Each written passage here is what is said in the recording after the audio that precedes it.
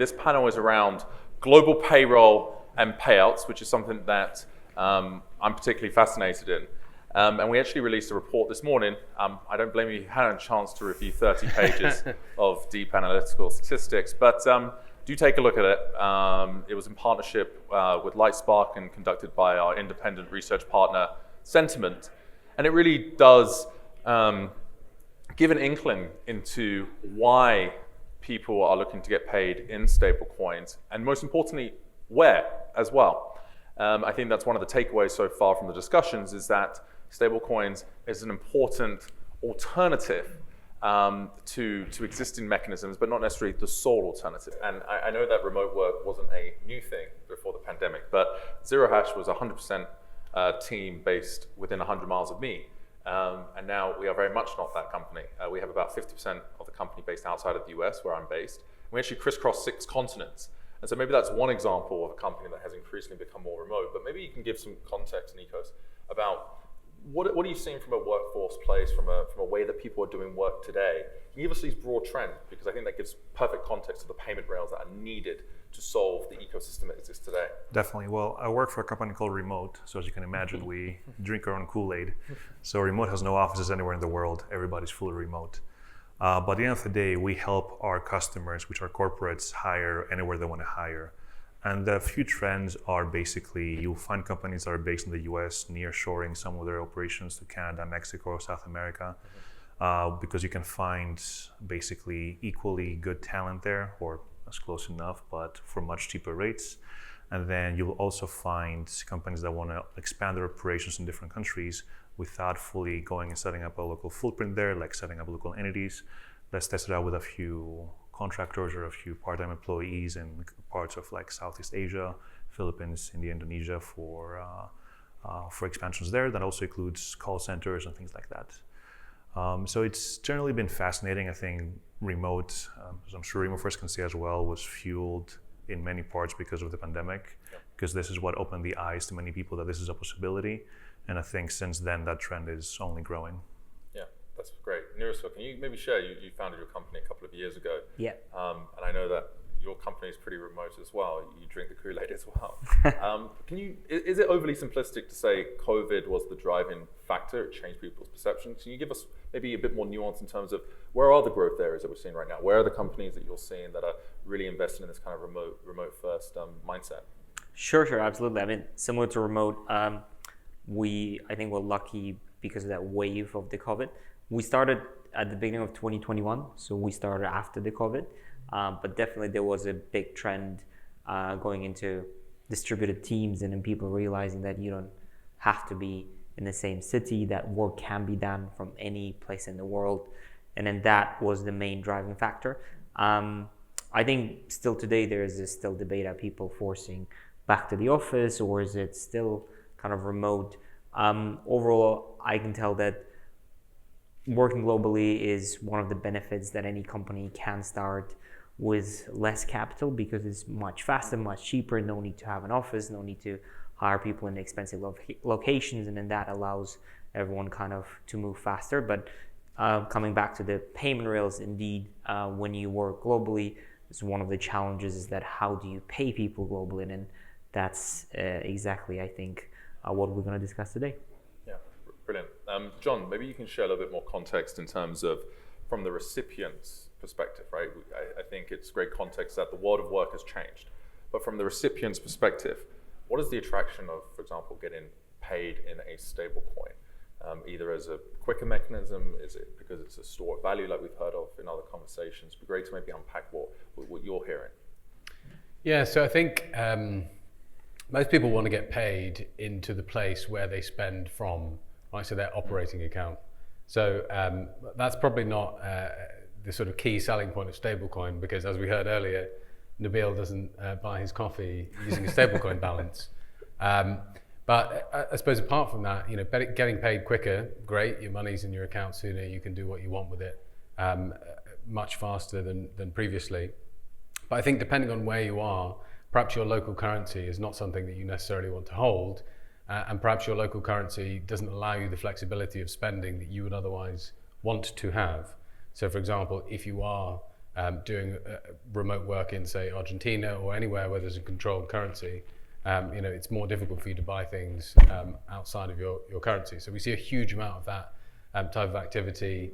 For example, with sellers in China, they like holding offshore balances in a US dollar denominated currency because it allows them the flexibility and freedom with their spending, such that they don't need to necessarily take it back onshore into a bank account that they then have certain restrictions on. Helpful, thank you. And then I think, Moses, it'd be great to maybe unpack a little bit more from your view. Obviously, dLocal is a global business, but you obviously lead growth for the Africa portion. It'd be great maybe to hear just a little bit more context in terms of what you're seeing in terms of the geographical focus that you have. For every Argentina, there is a Nigeria, there is Egypt, there is a Ghana trying to also displace Argentina in terms of volatility. And so I know we would have heard so much about Africa being maybe populous and the youthful demography. So when you say average age of 18 years, and we've seen smartphone penetration, I was just asking him if he knows Andela. So before, so there are just 7 unicorns in Africa. One of those is Andela Tech Talents, where they incubate people from school, train them to code and all of those stuff. And these are the kind of people who typically you will see get paid from your kind of platforms and also deal. And for every one of those people living in Nigeria, why would I want to get paid in Nigerian Naira when I can get a USD because I'm working for a company that is headquartered in the US or Europe, wherever. And so we've seen that grow across not just Nigeria, in all of the markets where tech is kind of very huge. So as you go into Kenya, Ghana, and all of the African countries, so we see more of the people wanting to get funds in USD. As we proceed on this conversation, we want to know whether there will be the stablecoins element, but currently the people prefer to get their monies in USD, any kind of thing that is not their local currency. Yeah. Yes.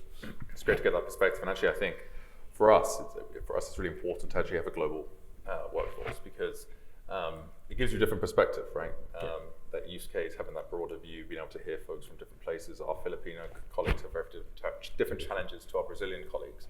But actually, there is this commonality that some of them do prefer to be paid in USDC. It would be great maybe to understand, John, from your perspective, from the merchant's perspective or the payroll or the upstream company, are there any benefits for stablecoin payments? Yeah, I think when you are paying people in lots of different countries, if you're using bank rails, then what you find is that the sort of data that you need to enter is different per market, and understanding that and having templates to collect that data can get quite complex. So having a sort of standardized way of paying anyone anywhere makes it easier. The second thing is obviously having an instant payout rail enables you to hold on to your funds for longer, which in a higher interest rate environment is potentially more valuable to you as the sender of funds. But yeah, I think also not having to deal with multiple different currencies as well is another thing that is certainly beneficial. So if your platform, if your organization is denominated in US dollars, if you're only dealing with a USD-based stablecoin, then you don't have to worry about any currency fluctuation yourself either. So there's a few benefits there. Great. Just thinking about through that value stack of benefits, you have the end worker, you have, for example, the payroll company, and then you have the company. Maybe Nikos, you can just give us a little bit of like a 101 in terms of how does employment of record actually work, so that maybe we can get a better context of where do the benefits sit. I don't think they're all equal, but it would be great to get that context of where you see those benefits sitting. There's a few different models in the kind of the global employment space. EOR, employer of record, is where essentially we hire locally through our own local entity on behalf of our customers that are typically abroad in a different country. Those kind of payment systems are governed not just by what the traditional rails do, but also by what each local country requires you to do in terms of how you pay those full-time employees. Because some countries are very specific. You have to pay on the 30th of the month in a checking account and whatever it may be. And as you want to introduce new methods, you really have to test and push even the local regulators to think about this from a different perspective. On the flip side, you have someone like a freelancer or a contractor that is not bound by the local payroll laws. And this is really where you can truly test and push the boundaries about how global salaries work. And that's really because they're not managed to be paid in a specific currency. This is where you see demand for stablecoin, for other ways to be paid. And really the value proposition is very common, right? I want to get my money very fast. I want to get my money in the kind of the payment method that I choose, and I don't want my value to go down, right? And this is a big benefit of what stablecoins offer. That's really helpful. And Nurso, maybe get a good context from you. I mean, is the value for you as you think about stablecoins, really more geographical coverage? Or is it really there are pockets of demand? We've mentioned, for example, Argentina, but Moses reminded us that for every Argentina, there's many other countries in a similar place. Or is it some combination? Can you give us some context of how many countries you, for example, cover today? Is payments a constraining factor? And if so, that'd be great to understand. Sure, that's a great question. I think if we put it into kind of different buckets, the one you said is it geographical constraint? I think pretty much right now you can send money anywhere in the world, and we cover 180 plus countries. The only caveat is that you cannot send money where it's under sanctions, right? Yeah. So that is the only restriction right now. I think the world is so globalized right now that you can pretty much send money anywhere in the world. I mean, there's obviously some countries where are more difficult, but there's always a way to send the money. So in that perspective, I think the value of sending money in crypto, stable coins, it's not hugely kind of needed. And then we always think in terms of what does the customer want? What does the customer needs? And then that does not give a strong customer need, where it's more of our need. Customers like, I don't care how you get the money there, it's your problem. And then on our side, I think it's just maybe 1% of the places where you struggle to send the money, but you can still find a way to send the money. Versus when you go to the kind of a customer need from a worker perspective, would that be either as the colleagues from Remote said, is it the full-time employee? They do sometimes want to get paid in USD or in euro, but as mentioned already, it is very difficult to get paid because of different regulations. But when it comes to freelancers or contractors, that's when you can definitely play around, and then the need is there. And then when you talk about what is the main need, and then it's mainly because their currency is not stable. That's the main motivation. That's why they want to get paid in a different currency. If your currency is stable, there's no point of you getting something else. But the world is not perfect, so there's always going to be countries that have their currencies up and down. So we see a lot of demand, mainly geographically, meaning this country or that country. Would it be Argentina? Would it be Turkey? Would it be, as we say, in even Egypt, in Africa? There's a lot of volatility, and then that is definitely harder for the employees. That today you get $1,000 equivalent in your country, but yes, it is okay to pay locally, but people want to travel, people do want to invest in buying something, and then that is very difficult. So I think what we see is not more about I cannot get the money in the X country, but rather people want to get paid in a different country because their currency is not stable. Yeah. So just maybe following up on that point of the nuance between different countries, I think we all feel somewhat guilty in these conversations to say LATAM, Africa, right? You do miss this nuance, and Zero Hash, we're particularly focused on Brazil, where we have a registration. We're getting registered in Argentina. They just brought out some new rules and regulations. Maybe Moses, you can maybe dive deeper a little bit. Africa's obviously a big place, and kind of other demands, for example, between, you mentioned Nigeria and Egypt, right? Yeah. Are the demands there the same, or is there a difference potentially because of Egypt, because of currency, different currency controls or different pieces? Can you give us that nuance? Is the reason why Egypt and Nigeria there's some demand, or can you just give a bit more context there?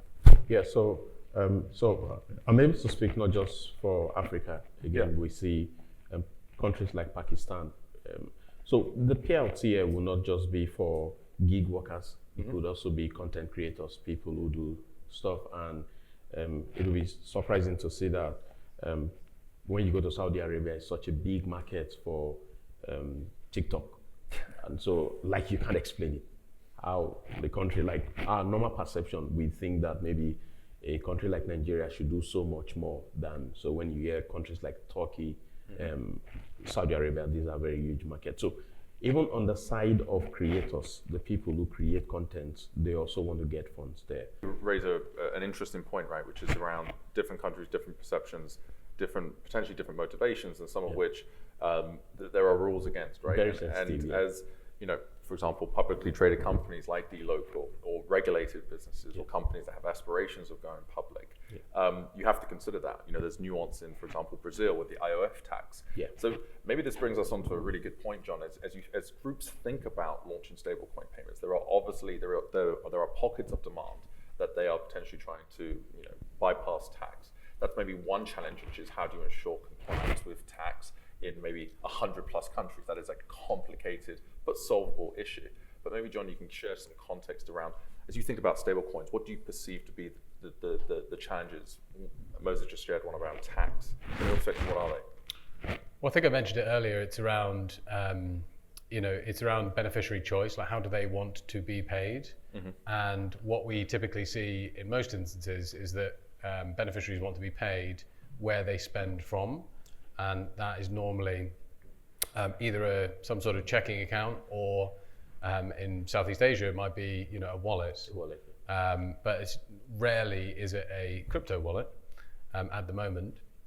So that's a big challenge, because effectively, whilst you can send a stablecoin instantly to a crypto wallet, usually the end user is having to do something, convert off ramp and do something else with those funds before they are then spending them. So you're effectively passing a burden of the off-ramping activity over to the beneficiary. But I think these a stablecoin as a payment rail will remain popular to a certain degree, because I think a lot of platforms, you mentioned content creation platforms just there, people care far less about the experience for the beneficiary with a payout than they care about a shopper's experience when they're purchasing something. It's funny that. So a lot of beneficiaries, they actually don't necessarily want to use, let's say, the FX conversion rate of the platform, or they don't want to have to deal with the potential delays in transfers. They would rather take that burden on themselves because they at least can control it. So I think as fiat systems, and particularly cross-border fiat systems that are stitched together, continue to be less than perfect, I think you'll still see stablecoin adoption, particularly in complex markets. Yeah, maybe Nico's just picking up on that, given your experience at places like eBay, and the nuances between these conversations and a different type of e-commerce. Can you maybe share a little bit more from your perspective? What are the challenges of stablecoin payouts, and maybe what are maybe some of the simpler benefits? We were speaking last night about fraud vectors, right? Like, can you just share a little bit more from your view? I think there is just a little bit of work to be done for stablecoins to become more widely adopted from a compliance and fraud perspective, right? You have bigger companies like Remote that are primarily currently fiat companies, because that's what most of our customers work with, and that's what our banking infrastructure and payment rails are built upon. So you have to marry the idea of a hold fiat, a hold stable, how to convert between the two, kind of the internal infrastructures and how that kind of balances out with what the customers need and want. And then how do I sell this and make sure that our banking partners, as you know, are very heavily regulated and scrutinized, are comfortable with me sending stablecoin or crypto in any part of the world. So I think there's a little bit of kind of that educational infrastructure to be built, but more of the awareness that stablecoin does not automatically mean risk. There's compliance things you can put in place, there's proper fraud mitigation measures you can put in place. I think it's a little bit of a journey until we get there.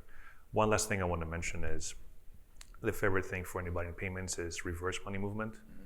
And given the finality of any stablecoin payment anywhere in the world, I think that's something that we'll have to figure out a little bit more. I think was mentioned in the previous panel as well. How would reverse money movement work for global marketplace payments?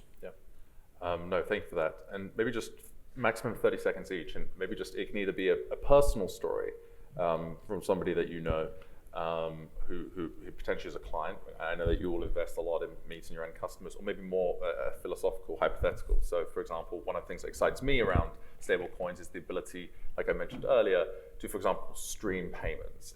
And it could be once a day, it could be multiple times a day. It could be, for example, an Uber driver getting paid after every single Uber drive. But maybe can you, Moses, just share 30 seconds, what is exciting or a real example?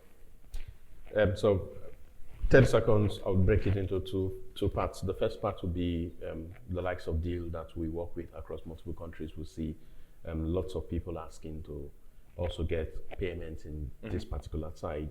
Use cases where, again, you've talked about maybe the likes of Uber. I want us, every one of us, to also just remember the part of advocacy, very important. If we, again, it's in the news, Binance went into Nigeria, they incarcerated some of the leadership team. So we need to get creative in terms of creating advocacy, because there is a demand. The young people want to, but at the central bank level, because they don't understand, they just tend to say, if you play in this area, we seize your license and all of this stuff. It's important for us who are players in this market to continue to engage with these people, because truly, they know that the demand is there. The young people always want to pay in that means. So, thank you, Moses. Nursel? Mine is very short. It's all about just, I think people in the developed world don't really understand how the devaluation of a currency works. I'm originally from Kazakhstan, and then devaluation was there quite crazy at some point. But when your currency devalues 50%, 100%, that is insane. Things that you could buy, you cannot anymore afford, even though you haven't done anything. You're doing your job, you're doing it in the same country, nothing really happened, but your government couldn't handle the things with the currency. So that part of it is where we as Remofirst are very excited to help people who have not really done anything wrong in their life. They're doing their job, but we want them to give that stability that they can have the money in a stable coin or a USD or anything that will give them the confidence that they can continue living the life as they were. And then that is, I think, something that we want to help. Thank you for sharing that story. John? Yeah, I think the biggest opportunities are around cost reduction, which we haven't really talked about. Flexibility for beneficiaries, enabling them to take control of the situation. And also, just the ubiquity of, blockchain-based transaction methods, I think, can enable use cases on a much grander scale than any sort of individual nation payment system can do. Thank you. I agree with everything that's been said. I think the one thing I want to call out is the globalization of early wage access style solutions. Because of cost, because of other means, sending money internationally is expensive. If you can do this once a day, once every week, or whatever it is for a low cost, that's a very powerful message. Thank you. Thank you all.